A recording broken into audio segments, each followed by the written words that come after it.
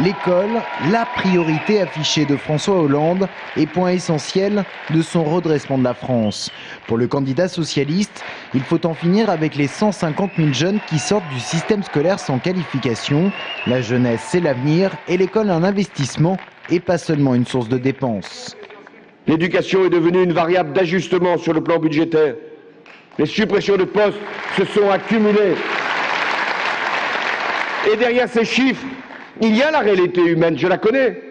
Des parents inquiets, des élèves parfois en souffrance, des professeurs fatigués qui ont le sentiment de ne pas être soutenus par la République, des classes surchargées.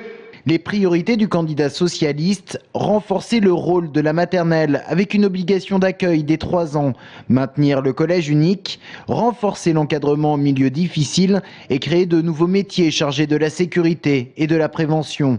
François Hollande qui souhaite également faire évoluer la pédagogie vers le travail en équipe et revenir sur une réforme du quinquennat de Nicolas Sarkozy, celle de la formation des professeurs, avec le rétablissement de l'année de stage et le retour en grâce des IUFM. J'étais très sensible au fait qu'on parle de refondation et non pas de restauration, et je pense que beaucoup d'enseignants seront sensibles à ça. C'était un discours tout à fait construit, refondant l'éducation à partir de ses valeurs et de ses liens avec la République. François Hollande a dit qu'un certain nombre de mesures devront être appliquées dès la rentrée. Là, je pense que c'est un sujet complexe. Il va falloir travailler beaucoup pendant le mois de juin, le mois de juillet et le mois d'août.